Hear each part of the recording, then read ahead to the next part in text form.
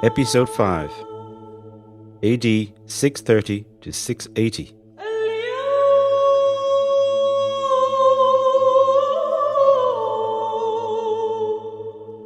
How does a high, sophisticated, and anciently established society succumb to a primitive one, and subsequently go under? One of the ways this can happen is when it is conquered. But this is an extremely rare occurrence in human history. Trans-civilizational conquests, of course, have happened throughout time. Often these are resolutions of conflicts between cultures and societies that operate on a similar level, like the victory of the Romans over the Sassanids in 630 AD. Often the conquest is by a high culture of an exterior, primordial society, a society of barbarians. The expansion of the Roman Empire is the story of both these types of conquest. But highly complex and very large societies can also be conquered by a compact force of militarily irresistible barbarians. This was happening in Italy during the 600s as the Lombardi, who had come down from central Germany, tightened their hold on Roman society in northern and central Italy.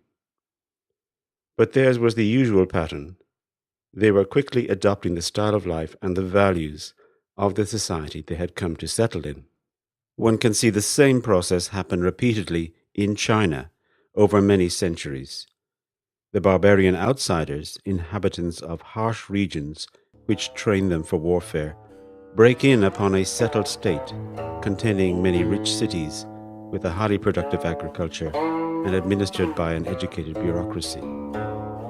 The barbarians may loot, burn, and slaughter in the initial flush of victory, but soon they settle down to rule the civilization they have taken possession of. Within remarkably short time spans, often only a few decades, it is as if nothing had happened. Society goes on in its accustomed manner. The way of life remains unchanged. The value system and intimate sensibility of the culture are untouched.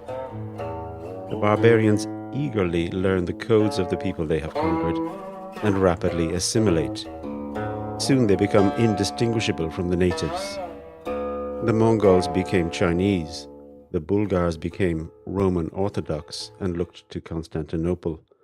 The Lombards and many other groupings from Central Europe became Romano-Christians and looked to Rome. But there has been one exception to this universal pattern, and I believe one only. Islam is the only world religion to have been developed by a barbarian, largely illiterate and unurbanized people, lacking in a documentary tradition and educational infrastructures. What Arab culture did have was a strong orally transmitted tradition of poetic utterance.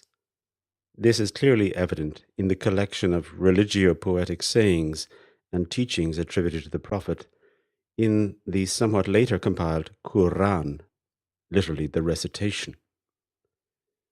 His teachings were loosely modeled on the precedents available at the time and marked by heavy, if highly eclectic, borrowings from Judaism and to some extent from Christianity. Conceived, it appears, in the mind of a single individual, the teachings of Muhammad offered an abrupt and absolute answer to the problems of a profoundly tribal society. It is a remarkable characteristic of Islam that it has never challenged tribalism throughout the long centuries of its existence, but rather has lived in a natural symbiosis with it. Indeed, Islam brought the values and outlook of tribalism with it as it expanded into the Near East, North Africa, and Central Asia. Regions which had known a millennium of the Greco-Roman way of life, where tribal social formations had long been superseded by urban, familial, and civic structures, appear gradually to have reverted to the primordial tribal pattern as a result of Islam's spilling out from Arabia over them. Even today, when violent conflict is reported from Iraq to Libya, Western journalists on the spot tell us that this or that tribal group forms the power base of some modern tyrant. The solution that Muhammad appears to have offered the Arab tribes, if we can take the document called the Shahifat al-Madinah, the Pact of Medina, as containing authentic features, was to subsume the always feuding tribes into a single great tribe, the Ummah, whose tribal members submitted, again Islam means submission, to a single God. The singularity of the deity was the key to tribal union. Sentence 42 of the document states, quote, "If any dispute or controversy likely to cause trouble should arise, it must be referred to God and to Muhammad, the messenger of God." End quote. A fiercely partisan document, the Pact of Medina, usually dated at 622 AD, is no constitution, as it is insistently called. To read the text makes this immediately apparent.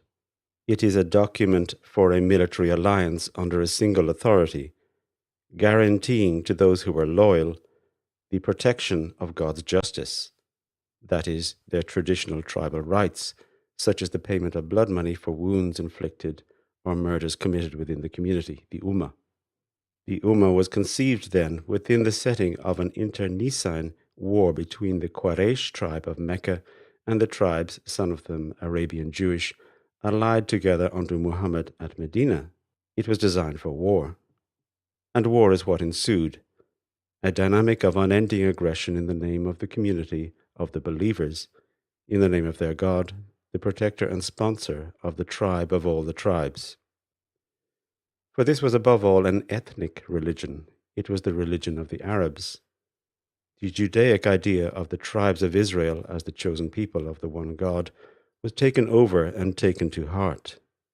The Arabs were that people, and their God spoke Arabic. This is why Jerusalem played such an important, if ambiguous, role in the formation of Islam. The original Qibla, or direction of obeisance and prayer, was towards the north, to the holy sanctuary of Jerusalem. It was while at Medina that Muhammad switched its polarity towards Mecca. The Arabs were the race singled out by God for his particular favor. Islam began not as a universalist religion for all humanity, but as an ethnic religion of exclusivity. Knowledge of this fact helps us understand the characteristics of the first century and more of Islam's development. The ethos and way of life of the tribes, when magnified into a tribe of all the Arabs, makes their military expansion not only comprehensible, but inevitable. For there was no moral barrier, no inhibition for the Bedouin tribesmen, nor for their leaders, the companions of the Prophet, between the peace and justice that was to prevail within the Ummah and the aggression that was to be practiced outside it. This is as clear from the text of the Pact of Medina as it is from much of Muslim history. The tribesmen understood the peace of God as applying rigorously within the community of the believers, that is, among themselves, and as applying not at all outside it. The world was conceived then quite logically as two opposed regions, the Dar al-Islam, the abode of submission to God, and the Dar al-Harb, the abode of war. A non-believer from outside the region of Muslim power was called a Harbi, a person from the region of war. So it is a common misconception to think that the Muslim invasions were spurred by the desire to spread Islam, just as it is equally misconceived to think that they were not. Warfare for the seizure of booty and the subjugation of one's enemies were simply natural reflexes for the tribesmen of Arabia. Scholars are now largely agreed that the Central Arabian economy at this time was rude in the extreme. The whole society and culture was devoted to the practice of war as the highest and most honorable of activities. What Islam gave them was above all peace among themselves, and thereby unity as a people under their God. In this vision of society, there is no difference between the social, the political, and the religious spheres. All are aspects of the same thing. There is no clergy in Islam, none whatever in its early phase, no separate order of religious specialists, as there is in Christianity. Peace was assured by the acceptance of a single charismatic authority to settle feuds and give leadership. That authority was legitimized by God, that is, through direct association with his prophet. This is why the precise lineage of the immediate successors of Muhammad has bitterly divided Muslims down the centuries.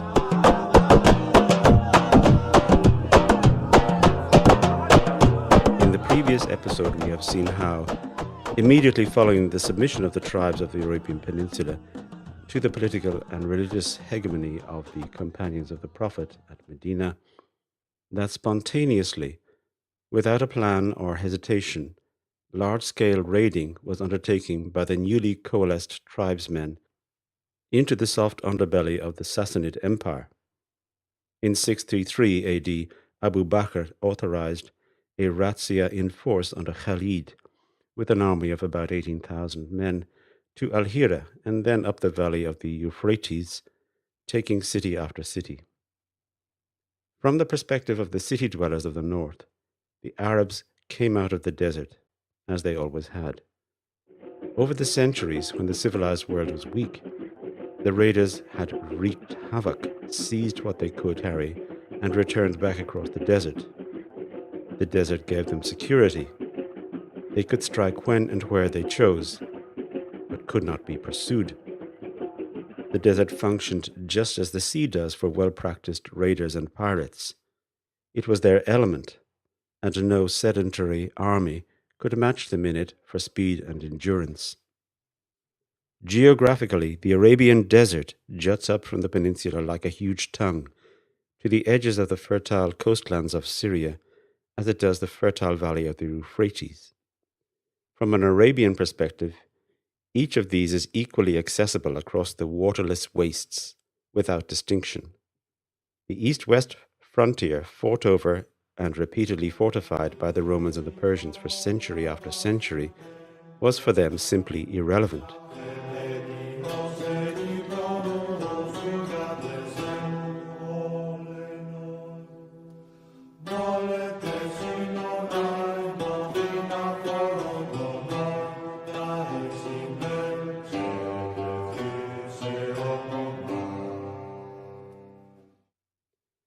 Which is why in 633 substantial raiding parties had also been sent from Medina into Roman Syria. There are multiple Muslim sources for these events, but they were written 2 or 3 centuries later, and they contradict one another. As Fred Donner says, quote, "There is no way on the basis of the Arabic sources alone that we can determine which of these conflicting reconstructions is to be preferred," end quote. Where there is confirmation from Roman chroniclers, like Theophanes the Confessor, it is evident that Abu Bakr sent instructions from Medina to Khalid that he should bring his army from the Euphrates westward into Syria to bolster the forces already there. These had already taken Bostra, Gaza, Pella, Scythopolis, and Damascus, but would soon have to face Roman forces gathering at the command of Emperor Heraclius at Antiochia, who now took the barbarian threat seriously. The emperor entrusted 2 field armies to the Sacellarius, Theodorus, and the Armenian general Bathan, and the other 2 Baanes. The 2 moved to join up in eastern Syria, but before they could, Baanes' troops mutinied and declared him emperor, an old Roman problem in a moment of greatest crisis. The main Roman army, which in the Muslim tradition is put at the fantastical figure of 250,000 men, encountered the now concentrated Muslim forces at the river Mukhtas, known in Arabic as Yarmouk. There the decisive confrontation took place. The battle lasted days. The Roman sources mention the fact that a dust storm blew up from the south and effectively blinded the legionaries as they faced the repeated onslaughts of the Saracens. Muslim sources speak of the Romans fighting like slaves, being chained together in long lines. This must have been their perception when they saw the phalanx formation of the infantry, the practice of Western armies since the days of Marathon and Thermopylae. Being beaten back, the Romans found themselves in a physical trap, as the precipitous ravine of the Mukhtas river was at their back and they could no longer maneuver. Many, we don't know how many, threw themselves into the ravine rather than wait in the crush for their turn to be butchered. Theophanes says that 40,000 perished that day, the 23rd of July, 636 AD. The outcome transformed the strategic situation. There was no longer any Roman field army in all of Syria. Emperor Heraclius, now an ailing old man, made the decision to abandon the provinces of Roman Syria and Palestine altogether and to form a redoubt in what is today southeast Turkey, in the Taurus Mountains of Cilicia. He destroyed all fortifications on his retreat and burned the crops to impede the enemy. He himself returned to Constantinople to his sickbed. The enemy instead turned their gaze upon a richer and a closer prize, Egypt. The Patriarch of Alexandria, Kuros, panicked and sent the Muslims in Syria a great sum of gold as a down payment and promised to pay them 200,000 denarii every year in tribute if they would desist from invading Egypt. Heraclius was angered when he heard of this and appointed Manuelos, another Armenian, as Augustalis of Egypt, that is, governor. He arrived with a small army at Alexandria. Theophanes says that when the Saracens came to collect the tribute, Manuelos told them that Kuros had been unarmed and had paid, but that he was not and wouldn't pay. A Muslim force of 20,000 under Amir al-As entered from Syria via Pelusium, which they besieged and took. After several indecisive engagements, the Romans concentrated at the very formidable triangular-shaped fortress at the neck of the Nile delta called Babylon, not to be confused with the Babylon in Iraq, which had been built by the Emperor Trajan 5 centuries before. One feature of the Arabs at this early phase in their expansion was their lack of anything like siege technology. They could wait and try to starve the inhabitants. More often they could use scaling ladders.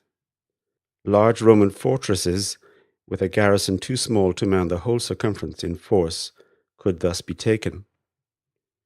In the long term, the key to the success of Muslim armies in provoking capitulations was the stark contrast they offered the citizens between surrender and resistance. To open the gates meant that all would be spared, there would be no destruction. Life could continue and property could be retained.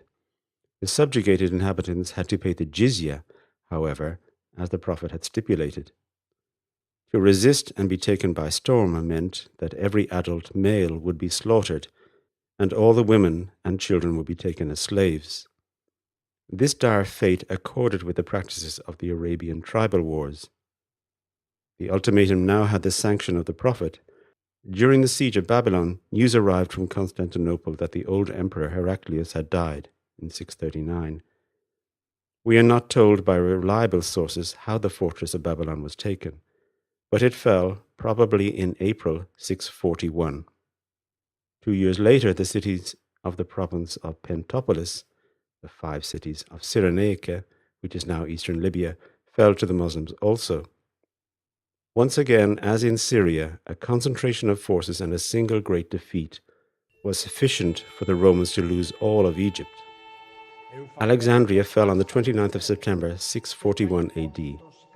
The last ships left the famous quayside bearing dignitaries and other refugees bound for Constantinople. And here we encounter one of those strange mental constructs of our current Western culture. The Muslim accounts are quite clear and traditional. The people of Syria and Egypt threw open their gates at the approach of the Muslim armies and joyously welcomed them as liberators from the oppressive Roman rule, whereupon everybody converted to Islam. Several Western scholars have aligned themselves with this wholly fanciful and unrealistic story by seizing upon the sectarian comments of a monophysite monk from the Western Delta, the Chronicle of John of Nikiu, who wrote that it was, quote, the heresy of the Romans, end quote, that had led to the fall of Egypt, and that anyway the pure Christian faith of the people whom he called the Egyptians had brought the new Muslim overlords to look favorably upon the monophysite church. In modern Western accounts, one encounters a story of a fully fledged Coptic Egyptian speaking national church, vehemently anti Roman, anti Orthodox, and anti Greek, which had been persecuted by fellow Christians, and who now could bask in freedom under the benign Islamic tolerance of a type unknown in the Christian world. However, the evidence of the papyri that survived from after the conquest present a very different picture. These are not chronicles, but relate to mundane legal and administrative matters, such as the collection of papyri from Aphrodito, Apollonius Anno, and from Oxyrhynchus. For one thing, these are either still in Greek or are translated directly from the imperial Greek legal codes into Coptic, phrase for phrase. They show a loyalty to Constantinople and a touching belief in an eventual restoration of things to the way they had always been.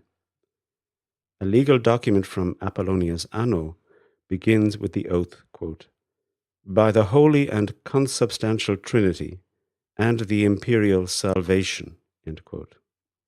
It dates from 6 years after the fall of Alexandria. Almost a full century later, in 724, the Monophysite Patriarch of Alexandria, living under Muslim rule, was composing his Easter message in Greek, not Coptic, and certainly not in Arabic. Tolerance is a word which derives its layers of meaning from being a key concept of the European Enlightenment, which occurred over 1,000 years later. These, specifically European meanings, had no purchase upon the mentalities of either late antiquity nor of the Middle Ages, either Christian or Muslim. What has been referred to as tolerance is the total disinterest by the Muslim conquerors in the religion or the religious disputes among those whom they regarded contemptuously as polytheists and image worshippers, if not as blasphemers.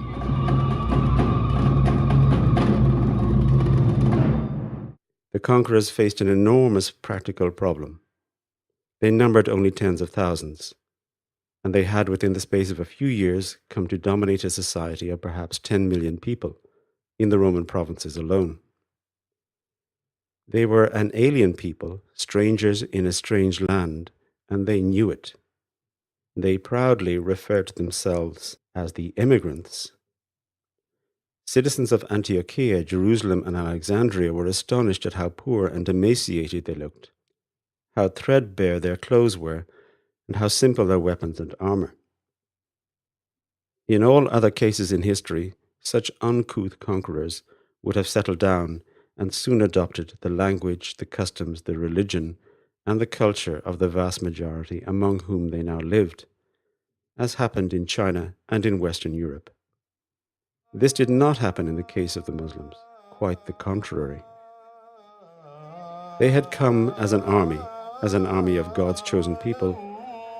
They needed to maintain their solidarity among themselves if they were to keep the vanquished society down and further expand.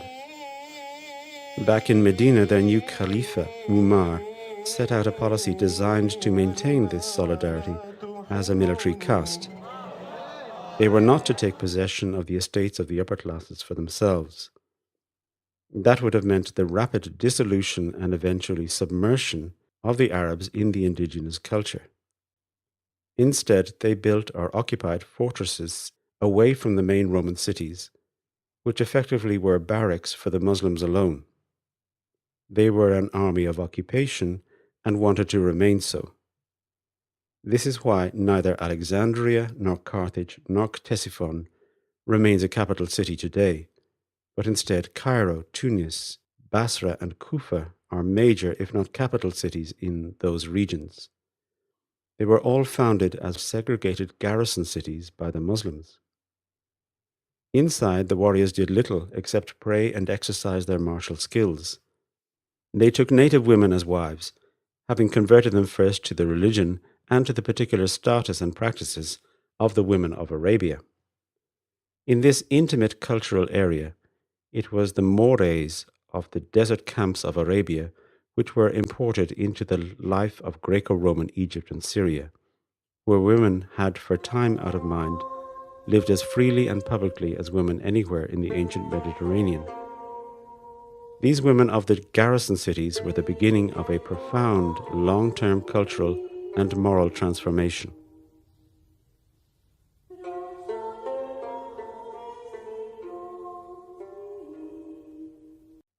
The warriors lived from the proceeds of the gamina, or war booty, from the fay, tribute extorted, or literally returned to the Muslims, and from the jizya, the specifically religious tax levied on the conquered due to their religious status.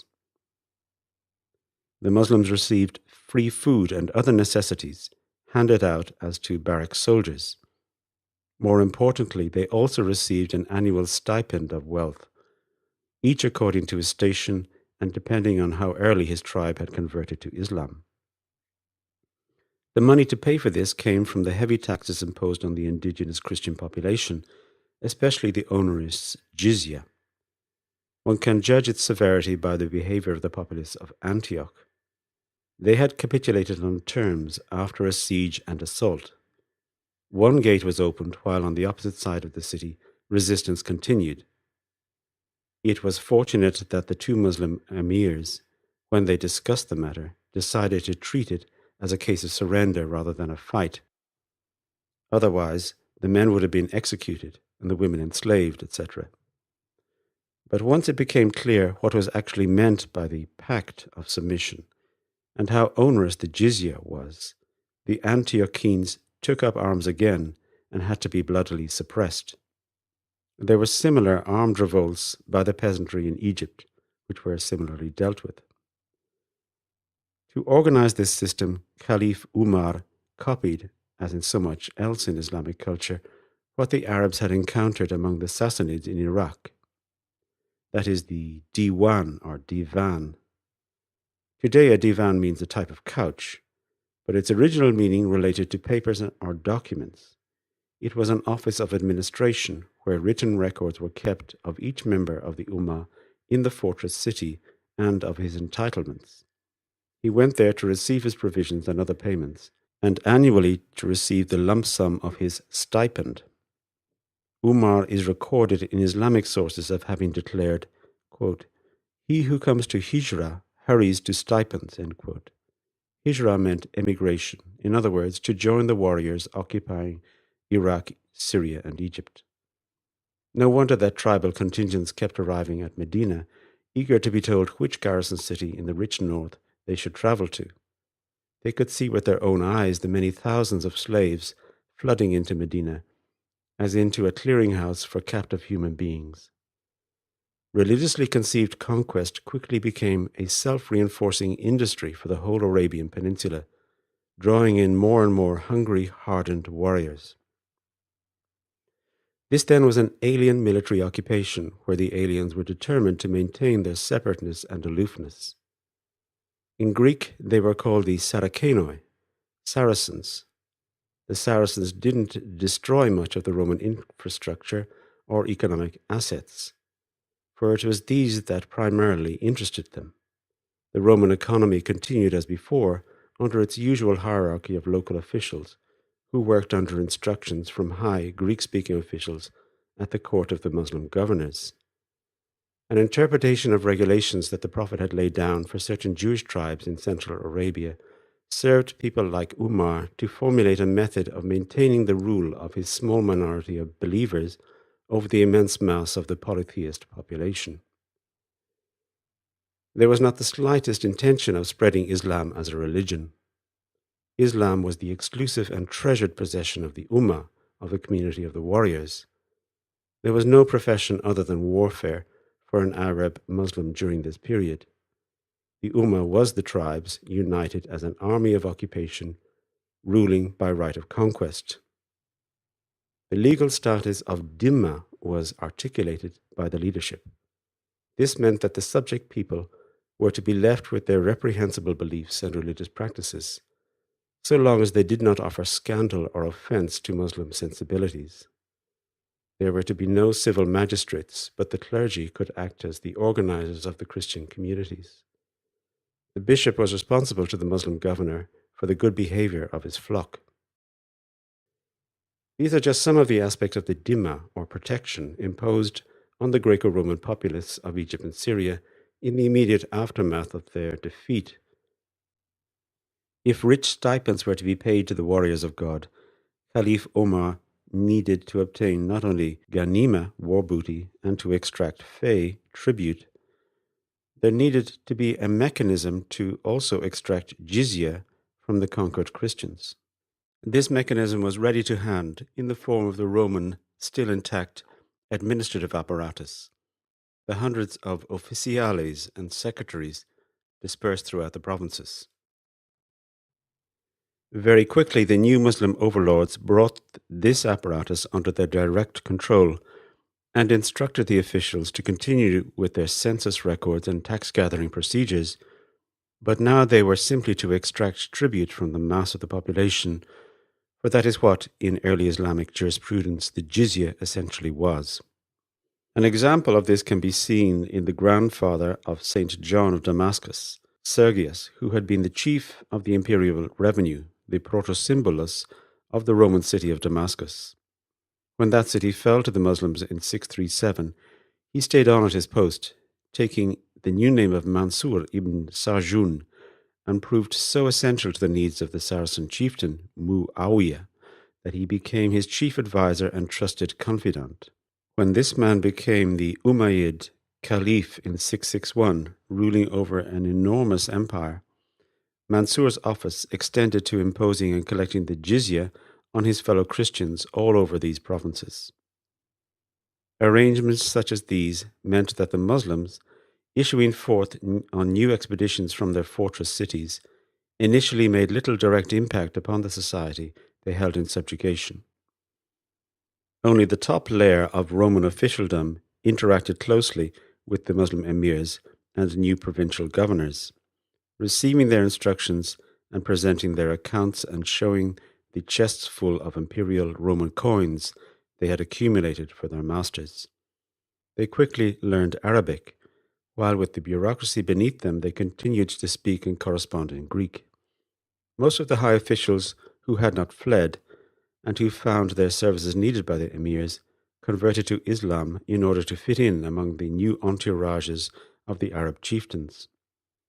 This situation persisted for about 140 years after the Islamic conquests, both in Egypt and Syria. Indeed, not only the officials, but the whole of Greco-Roman society continued to speak Syriac, Aramaic, Coptic, and for the educated classes Greek, and to continue to live in their own communities as Christians for fully 2 centuries after the Islamic conquest, and for several more in attenuated form until about the time of the Crusades. And of course, the dynamic of conquest did not stop, with religious zeal in full symbiosis with lust for riches, and military success reinforcing religious exaltation. Razzias were launched through the fortified Roman lines in Cilicia, reaching deep into Anatolia. In 647, Muawiyah led raids into Cappadocia, besieging Caesarea, and then into Phrygia, taking enormous booty back to Damascus, while making no attempt to establish a foothold in that region. The destruction wrought upon the cities and villages of Roman Asia Minor was immense. Whole provinces were devastated, provoking mass population flight to the west, leaving a deserted wasteland behind. When, after some nasty family and palace politics at Constantinople, the Senate proclaimed Heraclius's grandson, Constans, as the second emperor of that name in 641, he was but 11 years old. He ruled under the regency of the Senate led by the Patriarch Paulus. In 642, he was the last emperor to take the honorary title of Roman consul. His reign saw the full impact of the greatest calamities ever to have struck the Roman Empire. It was becoming clear that New Rome's richest, most civilized, and most populous provinces had been lost. The fiscal and economic effects were enormous. On an emperor's accession, the soldiers traditionally received a celebratory donative. On the accession of Constans II in 641, The donative to each soldier was but 3 solidi, 1/3 of the pre-crisis amount.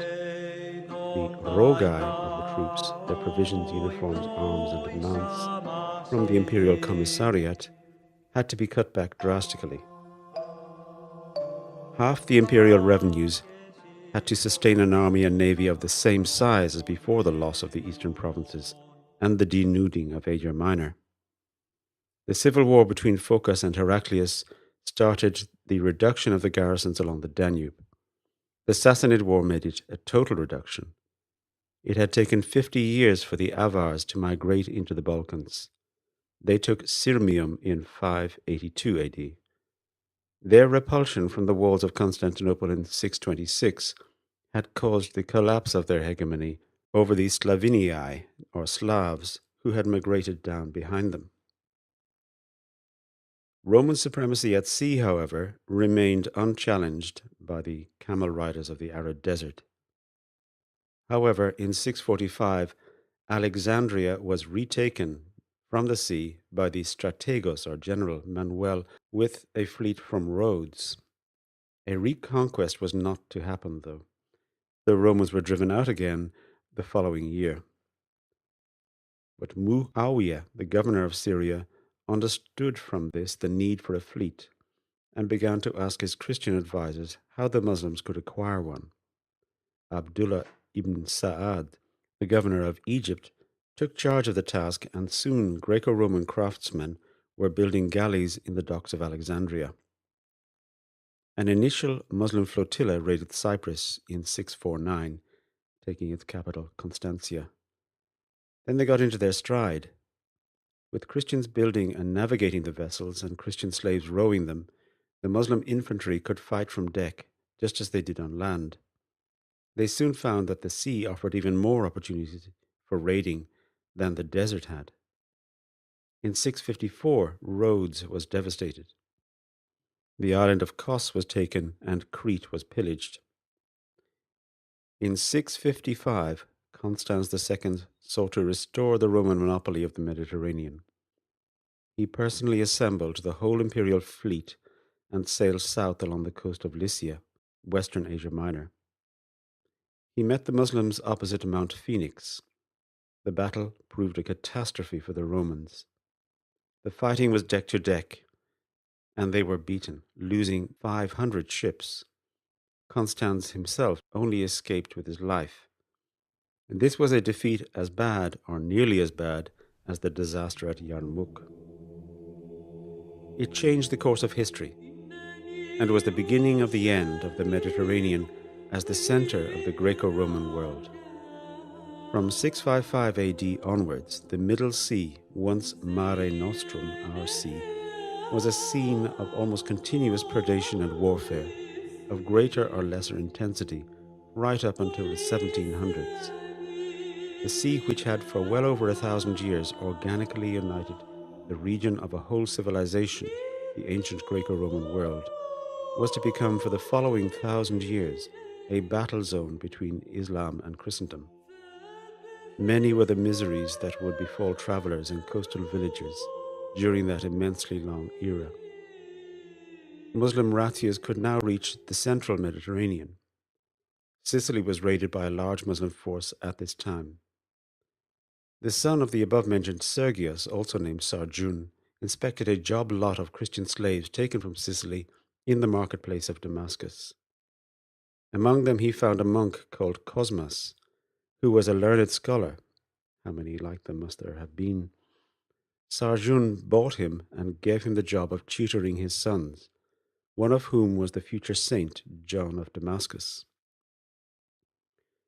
Emperor Constans returned to Constantinople after the disaster at Phoenix and looked for a solution to the deepening crisis. Troubles came in from all sides. The imperial exarch of Africa, Gregorius, tried to secede from the empire, which was bad enough. Then Gregorius himself was killed and a major Roman army wiped out by the Muslims at the Battle of Sufetula in 648. Probing razzias were reaching now as far as the city of Carthage, capital of Roman Africa. What saved the situation, temporarily at least, was a flare up of a dispute within the Muslim elite over the succession to the caliphate. This is known as the First Fitna or Civil War. It arose because of resentments over the booty and jizya wealth flowing into the hands of the governors, especially those of Muawiyah, governor of Syria, and a claimant to the vacant caliphate. The tribesmen were becoming envious and dissatisfied with their portions as they saw power concentrate in the hands of the provincial governors, contrary to tribal custom. The challenger was Ali, who was Muhammad's cousin and closest living male relative. The previous caliph, Uthman, this is the origin of the term Ottoman, as we shall see later, had been assassinated in his house in Medina by a group returning from Egypt. Ali and his immediate family were later assassinated in an ambush in Iraq in 661. To this day, people are being killed in numbers, stemming from this event and the division between Sunni and Shiite Islam. In 661, following his seizure of the caliphate, Muawiyah gave the momentous order to move the capital of the Ummah from Medina, Muhammad's city, into the heart of the lands of the Hijra, the emigration, to the Roman city of Damascus. In the process, he founded what was to be the Umayyad dynasty. The long-term consequences of this decision are incalculable, but civilizationally, they have proved to be immense. That same year, Emperor Constans left Constantinople with the main body of the Roman forces, passing through Thessalonica, Athens, and Corinth, before sailing to Otranto in southern Italy. He failed to take Benevento from the Lombards due to lack of supplies, and went on to Naples, Neapolis. In 663, he was in Rome attending 12 days of celebrations and prayers led by Pope Vitalianus. Still very much Roman emperor and emperor of the city of Rome, he had the magnificent bronze quadriga and other bronze ornaments taken down from the great forum of Trajan to be shipped to his chosen new capital. These pieces had been in place, adding their splendor to the still intact Fori Imperiali, the imperial forums in the heart of Rome. But this is what he had in mind as a response to the strategic crisis of the Roman Empire: to move the imperial seat from Constantinople to Syracuse, or perhaps to Carthage in North Africa, present-day Tunisia. In the year 666, short of money, he asked the Bishop of Ravenna for a substantial subsidy, for which he bestowed on that see the autocephalia, that is, the ecclesiastical independence from the Bishop of Rome. Then he took his army to Syracuse. The number of troops was too much for the taxpayers of Sicily and southern Italy to support. There was profound resentment within the imperial household when it became clear that Constans was seriously moving to abandon Constantinople. A coup was hatched. On the 15th of September 668, the young emperor, only 30 at this time, was murdered in his bath by his cubicularius, his chamberlain. His son Constantine, in charge of the state of Constantinople during his father's absence, succeeded him as Constantine IV.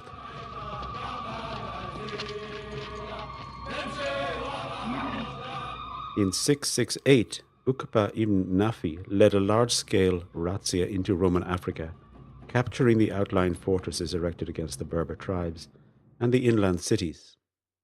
The Roman exarch was left with nothing but the coastal heartland of the province. Uqba advanced as far as the Atlantic coast to Mauritania. Opposed effectively by the tribal Berbers of the interior, in 670 Uqba built the fortress city of Kairouan, on the model of Fustat on the Nile, the origin of Cairo, and Kufa in Iraq, as the bridgehead for the suppression of the Berbers and the conquest of the remainder of Roman Africa. While Africa, the main seat of Latin-speaking Christianity after Italy, was in the throes of fending off successive Muslim assaults and retreating further each time, in the eastern Mediterranean, at the center of the great conflict, matters were rising to a crescendo. In 669, Caliph Muawiyah sent his son, Yazid, at the head of a strong army to penetrate Asia Minor. The same year that Kairouan was founded, Yazid's forces took Cyzicus as a naval base on the Sea of Marmara, opposite Constantinople itself. The Caliph at Damascus was intent on bringing the invasion of the Roman Empire to the same shattering climax as that of the Sassanid one before it. Constantinople had to be taken by Islam. To further his grand strategy, the Muslims built up their fleet and took logistically useful ports along the west of Asia Minor, including, in 672, Smyrna near Ephesus. The intention was to strangle the great Roman city through a prolonged siege and naval blockade. Emperor Constantine IV marshalled all the resources he could. Provision was made for convoys to come from the ports of the Black Sea with supplies. Among the refugees from Heliopolis in Syria was an architect named Callinicus, who proposed a new mechanism he had developed. This used a pipe system in the form of the well-known Greek siphon, used to propel a lighted resin and raw petroleum mixture at sufficient velocity so that its flaming viscous fluid would carry some distance and not affect the engine itself. The Greeks and Romans had built immense siphons out of stone for centuries to propel the water of an aqueduct down one side of a valley and up the other. The flame-throwing siphon worked in trials and was manufactured in the workshops of Constantinople and mounted on several war galleys. It has gone down in history as Greek fire. It was well that the emperor had made such preparations, for in 674 AD, a huge Muslim fleet arrived opposite the Golden Horn, and its troops disembarked to dig earthworks against the land walls of Constantinople. This is not the last time we will hear of the effectiveness of this great work of Roman military engineering, finished at immense expense by the Emperor Theodosius in 413, 260 years previously. This time the Muslims had substantial siege engines with them. They had had the Roman military manuals translated and read to them, and had employed Syrian engineers to make Roman siege equipment. Militarily, within 4 decades, they had moved on from being a massed camel-mounted desert army to being capable of very large-scale naval and siege operations. The siege lasted 5 whole years. The currents and storms on the Sea of Marmara were new to the Muslims, and they had to withdraw for the winter to Cyzicus. During the campaigning seasons, both the sea and the land walls of Constantinople proved impregnable, while engagements offshore showed the remarkably devastating power of the galley-mounted flame-throwing siphon. By 679, Muawiyah had to concede that the effort could no longer be sustained, not even with the Caliphate's immense resource base. He even agreed to pay a token tribute of 5,000 gold pieces, 50 horses, and 50 freed Christian slaves to Emperor Constantine. The Muslim retreat proved particularly disastrous. The land army was decimated as it marched through Asia Minor by guerrilla bands of irregular Christians who had taken to the hills after the Muslim conquest. These were known by the name of the Mardaites. The Saracen fleet too was utterly destroyed and thousands drowned by a great storm as it sailed back to Syria. These events were a great humiliation for the Caliphate. The outcome totally disrupted the root belief of the Muslims, that they were the inexorable agents of the all-powerful God, and that success was their very birthright. However, by 680 AD, the Islamic Caliphate was so vast, and still expanding in other theatres, that this setback was easily absorbed and its ideological significance dismissed. Looking back from his palace in Damascus, the now aged Muawiyah may have consoled himself that he had started out as a member of the prominent Meccan tribe of the Banu Abd Shams and had led the original opposition to Muhammad. They had surrendered and converted, which is the same thing, when Muhammad took Mecca in 630. Now his son, Yazid, was ready to become hereditary caliph after him and would rule an empire of previously unknown breadth, stretching from the Atlantic deep into Central Asia. Constantinople and the Roman Empire were but a small thing in comparison. Half, and it was the better half, of that empire was already in Muslim hands. Their doom was assuredly awaiting them. The question was, when would Allah indicate the time was ripe? Muawiyah, if he had thought such thoughts, would have been correct, but the time scale was very wrong. The working out of this fate we shall see over the course of the coming 15 episodes.